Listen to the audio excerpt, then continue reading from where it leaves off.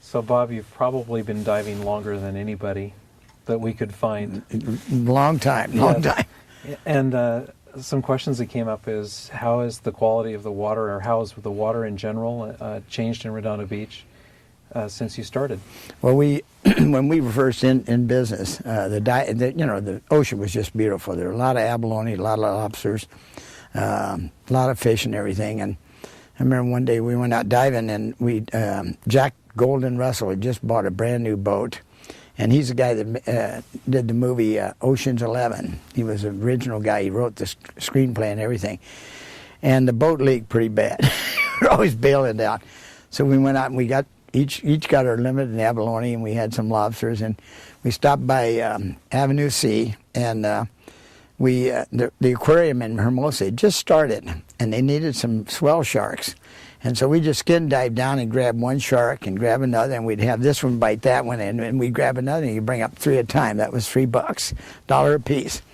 So we had all those in there, and we're coming back, and we decided the water was so clear at the end of the pier, the Monstead Pier, the other pier.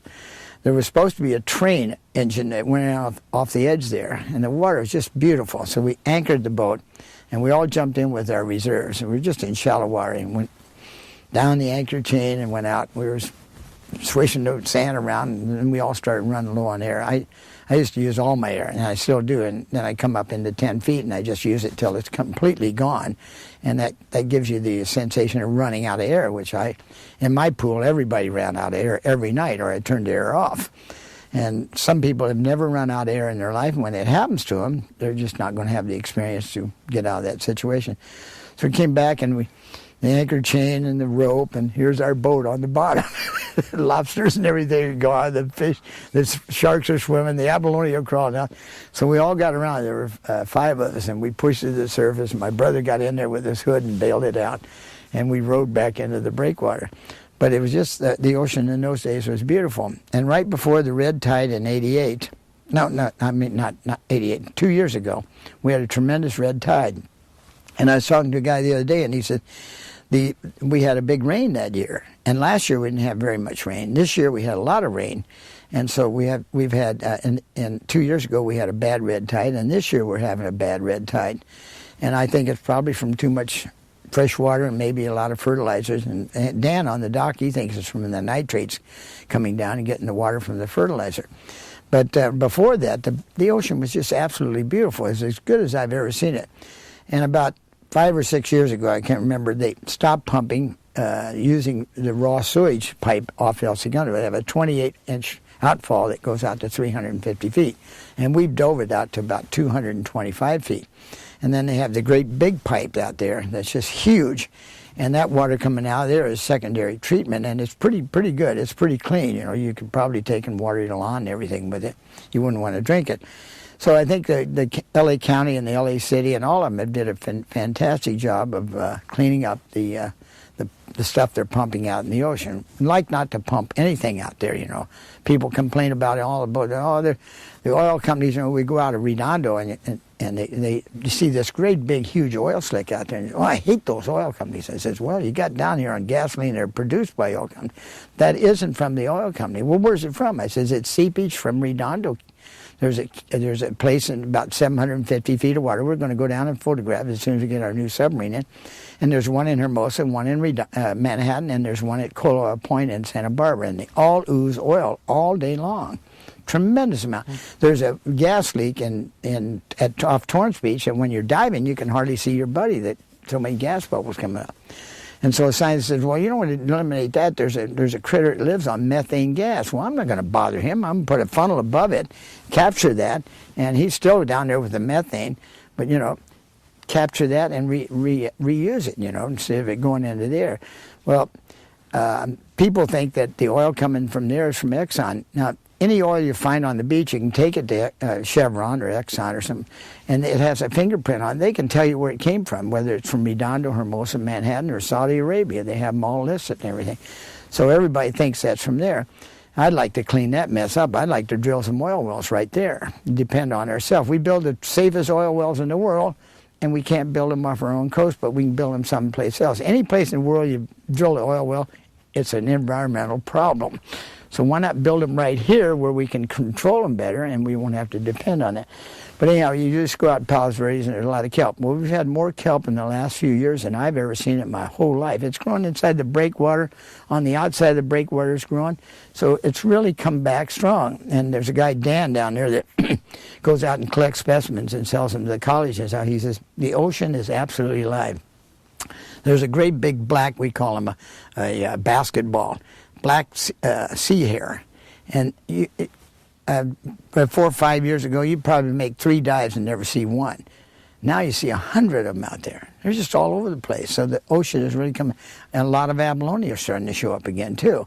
And I hope we can control that. But there's a few amount of people, and I did it myself. I didn't know any better. I was taught to dive by the biggest poacher in the world.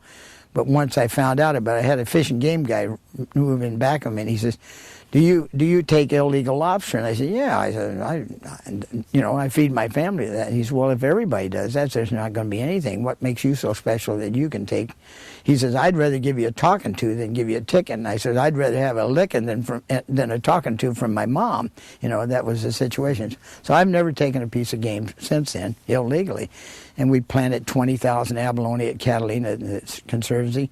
I helped start the Catalina Conservancy divers. They've had the meetings at my guest house ever since they existed. And I'm on the board of directors of the Catalina Conservancy. And the ocean will come back. It has tremendous rebound, just like everything else. But we got to give it a little help now and then. But I think if we get over this red tide, I think we're going to have some really exciting things.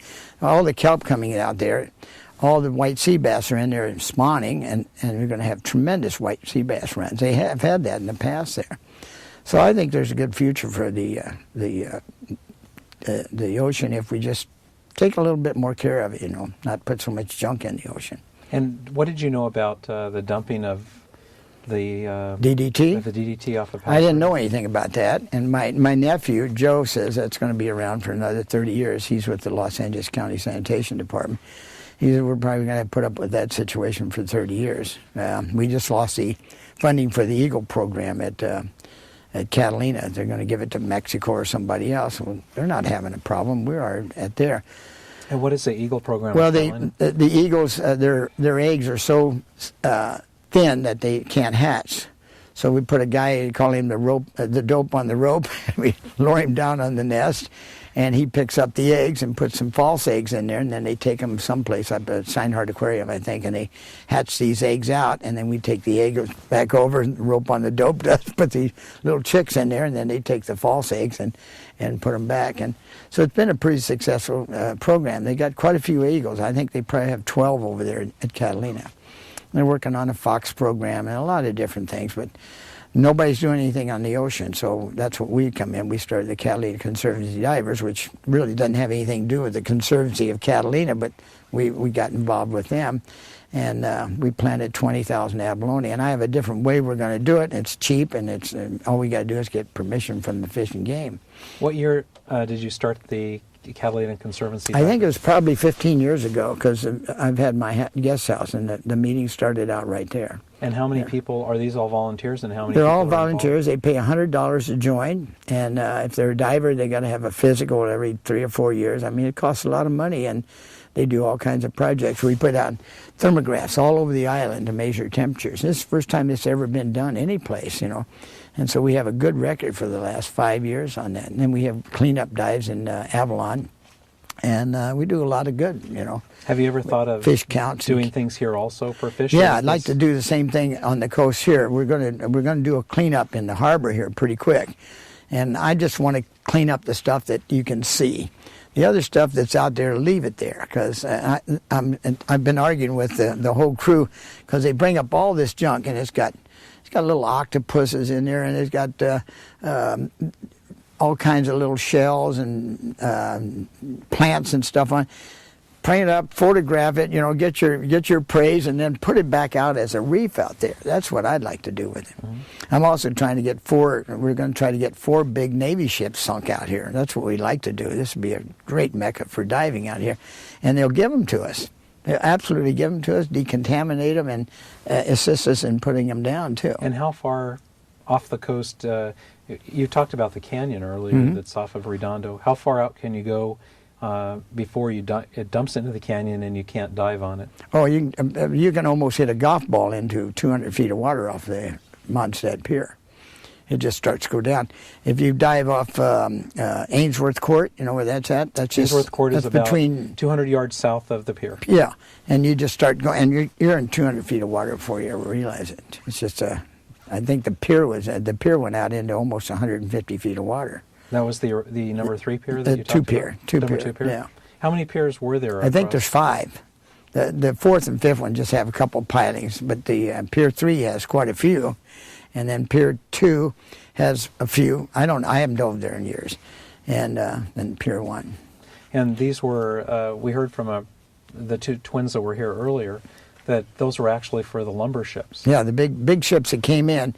That's why they built it right there in the canyon. Did you look up or know anything about the history of Redondo Beach as possibly being the port of Los Angeles at one time? Or? No, I didn't know anything about that. Yeah. Going back to the Hollywood of your it's very interesting the different people that you've met. Are there any other people that you met that you were that you really enjoyed spending time with, or that led to them creating movies? Did you ever have any contact with Jacque Cousteau? Well, I knew Jacque pretty well, and we're in the Hall of Fame at diving together, my brother and he and I. And I know John Michel real well. And but he was a neat guy. He was a great guy. The first time I ever met him was at when he bought U.S. Divers. He bought Rene Brasou out on Bronxton Boulevard, and Bev and I and our wives were there. And we left the party early, and we saw these 2 big semi-trucks in the back, and they were loading gear in there. And I thought, this is really peculiar, you know. So we called the security guard, and they were stealing stuff out of the back while everybody else was partying in the front. So we actually saved him a couple $100,000 that night. But he was a very nice guy. He'd kiss my wife's hand from clear out here to her shoulder. He was quite a romantic guy.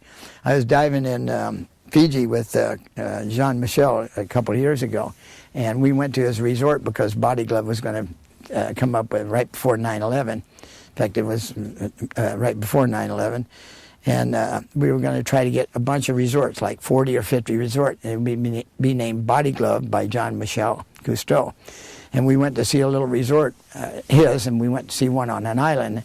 And this place had 24 of the most beautiful bungalows you ever saw, with king-size beds and fans and everything. And everybody went down to a certain place to eat. And I said, hey, how many people do you have here now? And he says, none. I says, how many people do you expect? He says, none. I says, how many people do you have last 6 months? He says, none. He says, I can't afford to go to the shows and advertise or put an ad in a magazine. So what we were proposing to do is take over these little resorts, just put a new name on them, and control the way their Cousteau would go and make sure that they do it right. And it'd be named Body Glove Resorts. We'd book everything through our company, and we're starting it up again. We're looking into it again.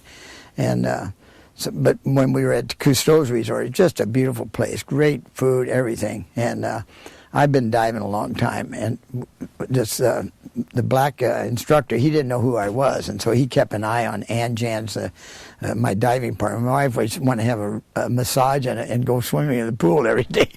She wasn't up to really diving there, and so she and Ann Jans and I would dive, and we went up underneath this reef at 60 feet. Well, a lot of people didn't do it, but I did.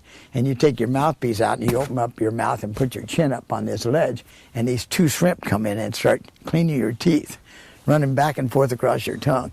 And I did it 5 times, and I went to my dentist, and I asked him, I said, I have my teeth cleaned in Fiji, and he said, they didn't do a very good job. I said, they don't charge as much as you do. But I got a video of that. It's pretty neat. So did you ever bring Cousteau here to Redondo Beach to visit? I was out with him on my boat out of the Cabrillo Aquarium, and he's a really neat guy. And we had the most fantastic day on the ocean. They had a spotter plane up, and they had some heavy hitters like Conrad Hilton was on board my boat and everything. And we wanted people to donate money to the Conservancy, the Cabrillo Aquarium. We must have saw 10,000 dolphins that day. We saw the big Riesel dolphins that they're in the channel out here. They're huge, you know. They're probably 10 or 15 feet long. They're much bigger than the regular. First time I ever saw them, I says, drop me off. And I got off, and I found out which way they're going, and I'm sitting out there with just my mask and snorkel all by myself, no wetsuit, no nothing.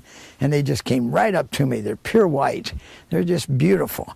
And then they got bored and they took off, and then I picked up the boat and they took them up above, and again I did again, and everybody thought, well, this is the second time he's tried it. He hadn't been eaten. Let's us try it. And by that time they were bored and they took off and went another direction, so nobody else saw them. But I've seen them a lot of times out there. Every time I jump in with them. And these are deep channel dolphins?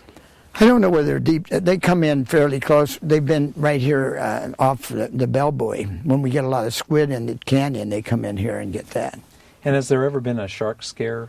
Me? Where people are afraid of in Redondo Beach. Do you ever remember a time where people? I know I've seen a picture from the late 50s, early 60s of killer whales off of Redondo Beach. If they come again, I'm going in. I'm not going to miss it. When we were lifeguards, we had already stopped our lifeguard career, and they called us and they said, "Listen, there's a great big shark up here. Can you guys come up and spear it?" So we went running up there, scaring all the beaches and everything, and so we speared this thing. And he drug our old boat out to sea, and we were out there about 3 or 4 miles, and the lifeguard boat had come out to watch this fiasco that we had. And he was towing us faster. Our motor couldn't hardly contain it, and it just kept going. So we finally put enough spears in it that we thought we had him, and so we pulled him up as far as we could, and then the lifeguards towed us in the harbor. And we took him over the Mondstadt Pier and pulled him up, and he's a 17-foot, 1,700-pound basking shark. They're harmless. And we didn't know it, and Dave Brown came down. He says, he couldn't eat you. He just gummed you to that. He says, they're absolutely harmless. So we slowly dropped him back into the water, took him out of the canyon, dropped him. Then we tried to get everybody not to spear him, And one day we were on our way to Paradise Cove, and we saw 12 of them. There were 12 big ones, some of them 35 feet long, and we jumped in and swam with those all day. And it's really funny. You'd see a guy on the dorsal, the dorsal fin, and you see a couple guys, one on each side hanging on to the pectoral fins, and two guys trying to hang on to this tail, and they're just cruising along. And it seemed like when one guy would get knocked off, then he'd try to catch up with the shark, and the revolution of the fins was different, and the shark would dive real slowly like this, and you'd be hanging on, your snorkel's going like this, and you get down about 60 feet, and you got to get to the surface for air, and you'd take off and start swimming it. You'd run into the one that was right above him, and bam, that ain't the boat. And look up, and here's another shark there. It's just spectacular. You'd see 5 guys in the water, and a shark be coming at them like that, and he'd just come. And they got a mouth that they could swallow a Volkswagen Beetle, and he'd just go right around the back of him and take off, and then everybody jump on. We had a guy that on the boat that would not go in the ocean unless there was 2 boats. In case one of them sank, he's getting in the other boat. He was so scared of sharks. We got him stripped down to his jockey shorts. He jumped in. I said, "Jack," I said, look to your right." And the shark came by, and the dorsal fin caught him right here. And he turned around and just put it under his arm and swam off. You can convert people over really easy if everybody's not being eaten, And this was off of Redondo? Right off Paradise Cove. But we've had them off Redondo where we swam with them too. Yeah. So I've swam with a couple whales out here too, a little baby whale, and I had the whole group at the shop on a boat, and we were doing a little skin dive and stuff. I saw this baby whale coming up along.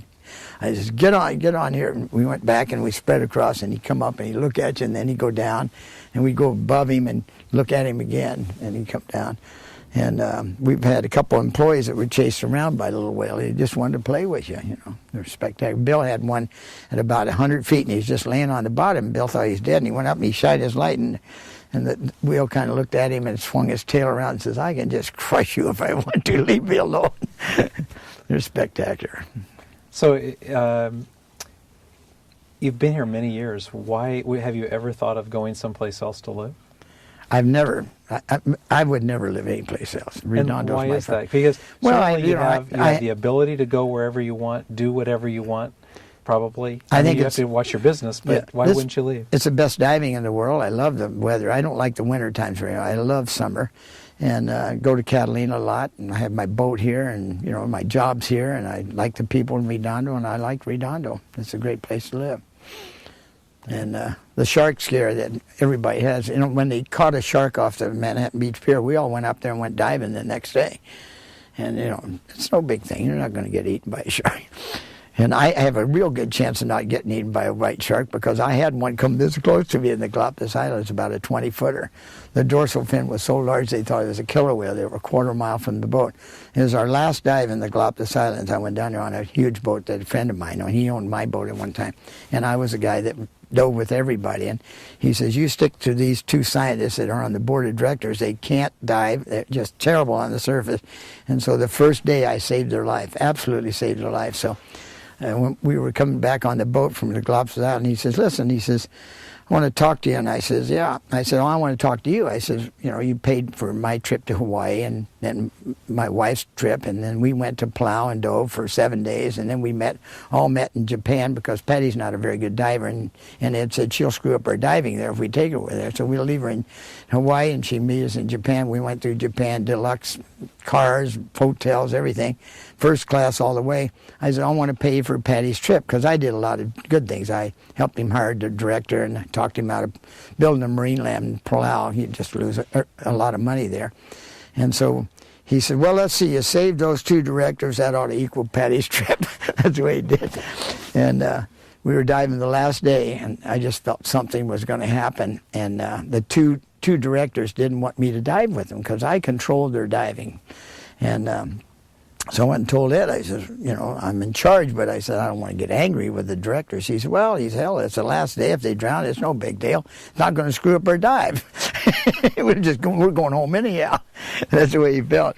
So we were diving. So I stayed with them, and I had a big gun, and I was sitting on a rock in this big, huge cove, and the water was probably 300-foot visibility. Just beautiful water. Best water we'd ever had.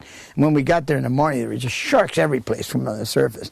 They said, don't dive Tara Island, and it's the island that is shaped like a volcano. It is a volcano, and you go inside the volcano and park your boat in that big cove. And they said, don't dive there. It's infested with sharks.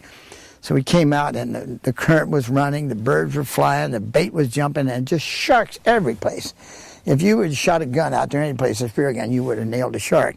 So I threw my fins in on a rope, and I'm towing it back, and this gal says, well, and she was one of the directors. She said, what are you doing? I said, if they come back with teeth marks in it, Meistrell's not going in the water. You know, I'm fearless, but this is scary. And so we made a dive after. I said, we'll wait till everything calms down. The birds stopped flying, the current went away, and we made a dive. We never saw a shark. Never, not one. It was one of the few dives that we didn't see a shark, you know, hammerheads or something. You're just diving with hundreds of hammerheads, big ones, right all over you. And so we went up in this cove for our last dive, and I'm sitting on this rock.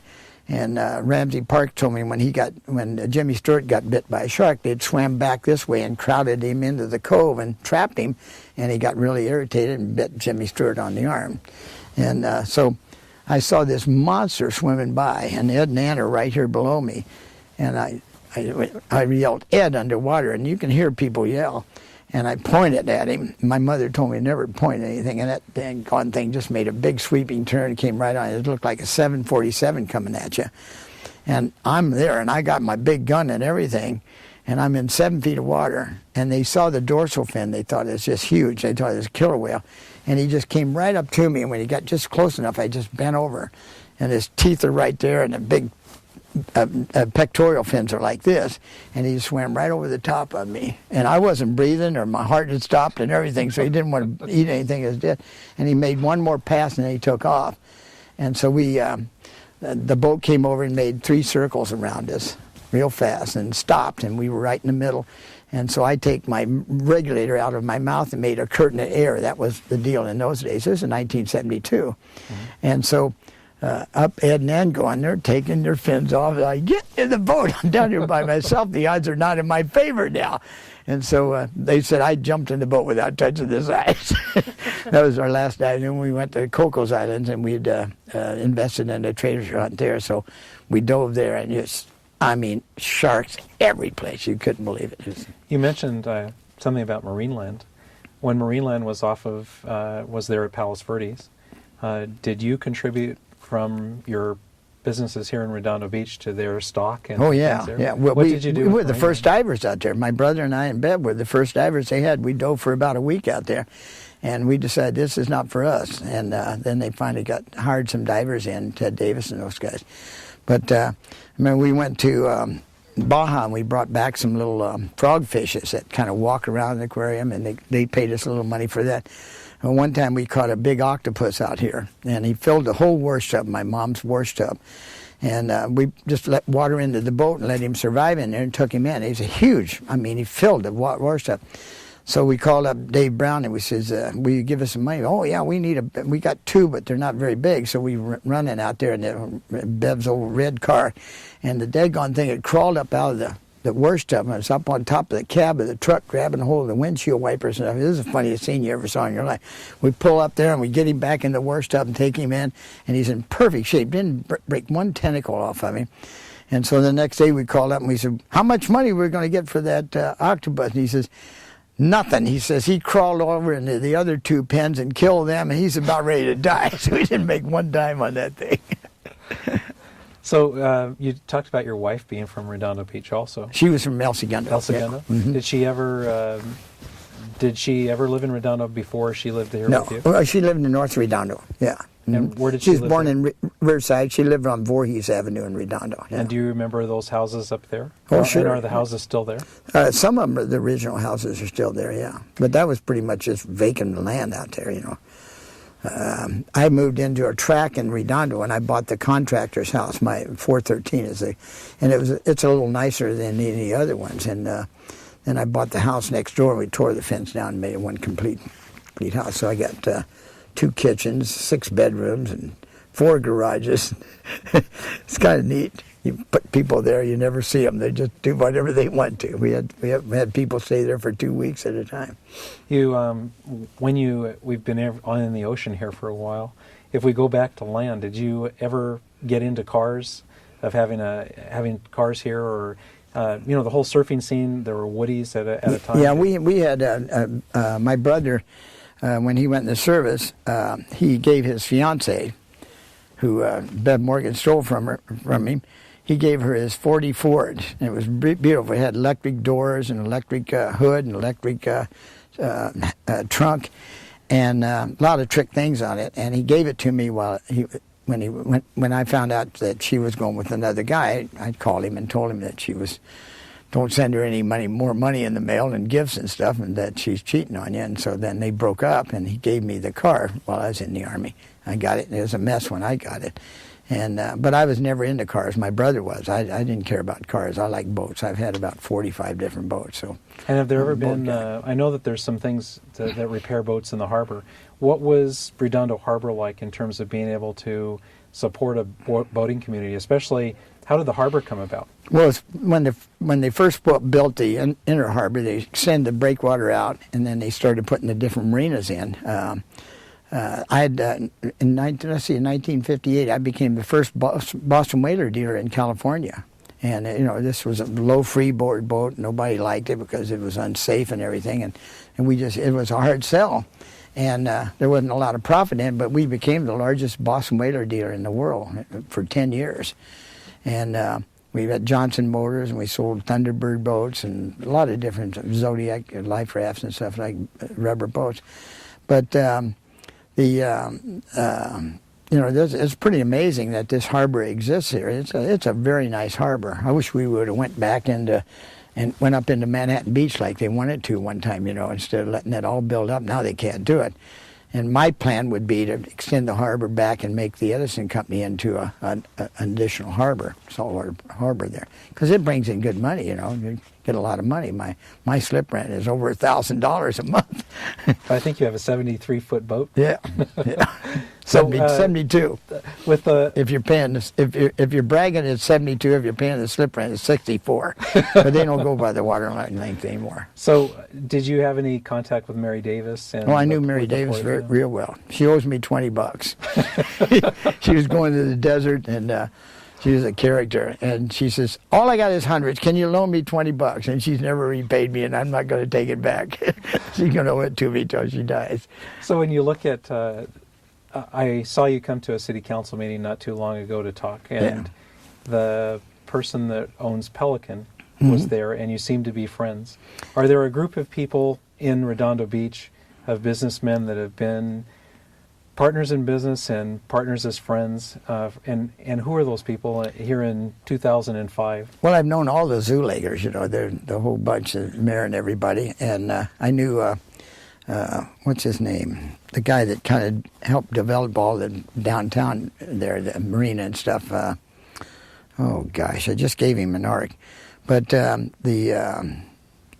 else was I going to tell you about? Shoot.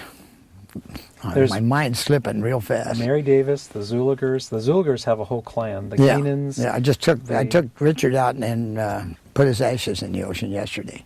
And you talked about that earlier today before we were on camera about the many things that you do with your boat for people. What are some of those things? Well, I do a lot of things. I take kids out from the Sea Lab, and I take kids out from the Schweitzer Center. I'm on the board of directors there. I think that's a fantastic program. And I've tried to raise a lot of money for them. My wife and I were grand marshals last year, and half the money that they raise from that goes to the Schweitzer Center, the choice of my charity. But for 10 years, we gave 50 trips a year to charity. Mm-hmm. And it's an hour before you go out, it's 3 hours while you're out, and it's an hour when you get back, and then there's maintenance on the boat and everything. And so it's about 12 phone calls for each charity trip you give. But I give them to golf tournaments, like I give them to the Little Company of Mary, the Torrance Memorial. And I have 7 books at home that have all the letters in there I've got back from the charities. If you don't write me back and say thank you don't get a charity trip again.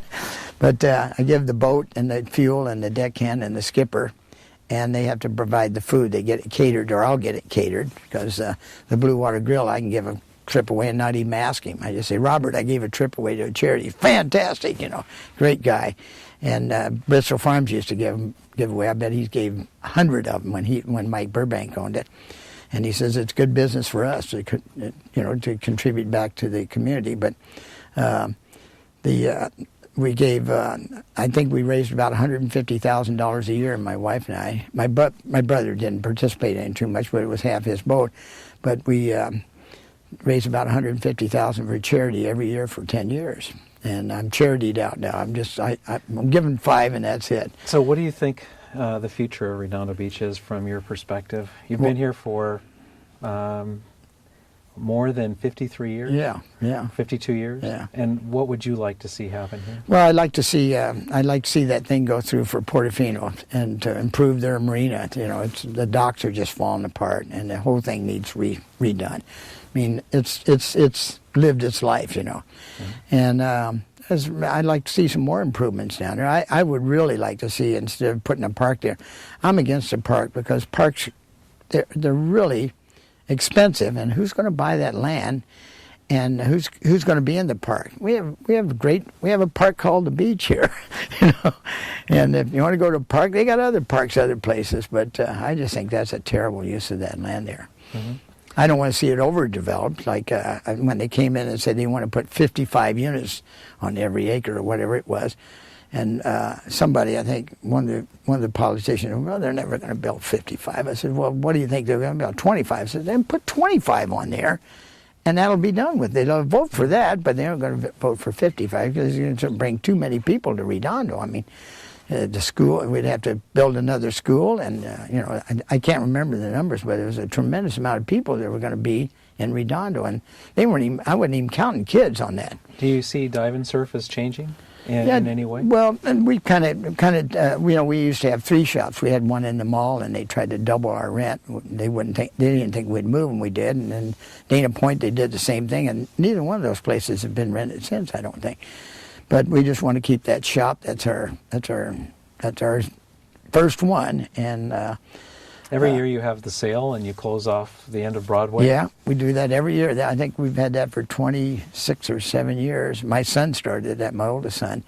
And one time I had some extra stuff on the boat from a party, and I took the sandwiches up the shop and fed the employees, and I've been demanding it ever since. One year I made, year before last, I think I made 870 custom-made lunches for everybody. We have a lot of reps come up, and they rent a hotel room or they stay on the boat, and they So we feed them right at the place. They don't have to go out to chow or anything. They don't want to miss any sales because there's a lot of people wandering around there. So Sure. we get different kinds of bread, different kinds of salad, different kinds of meat, everything. Potato chips. They mark down a menu. I have a menu I put out, and they choose it every day. So it works out pretty good. Or do you have any other traditions in Redondo Beach that you have?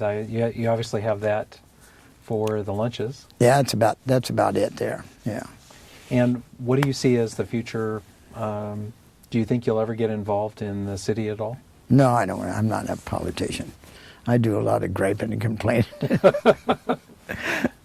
Well, let's take a break, if not the end.